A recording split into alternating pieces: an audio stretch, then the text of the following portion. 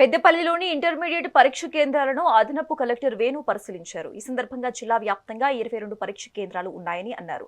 కట్టుదిట్టమైన భద్రతా వలయంలో ఇంటర్మీడియట్ పరీక్షలు నిర్వహిస్తున్నామని తెలిపారు.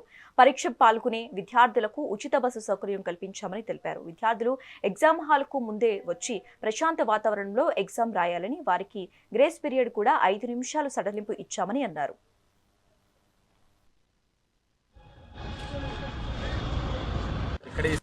నమస్కారం. పెద్దపల్లి జిల్లాలో ఈరోజు ఇంటర్మీడియట్ బోర్డ్ ఎగ్జామ్స్ జరగడం జరుగుతుంది. మేము 22 సెంటర్స్, జిల్లా వ్యాప్తంగా 22 సెంటర్స్ అన్నీ కూడా యాక్షన్ తీసుకోవడం జరిగింది. 163 గీత BNSS కూడా పెట్టడం జరిగింది. పోలీస్ ప్రొటెక్షన్ అది కూడా, మెడికల్ టీమ్స్ కూడా పెట్టడం జరిగింది. ప్రతి సెంటర్కి ఎటువంటి లోపాలు లేకుండా కూడా అన్నీ కూడా సౌకర్యాలు పెట్టడం జరిగింది. స్టూడెంట్స్కి ఎటువంటి ఇబ్బంది కలగకుండా కూడా బస్సు ప్రయాణం కూడా ఏర్పాటు చేయడం జరిగింది.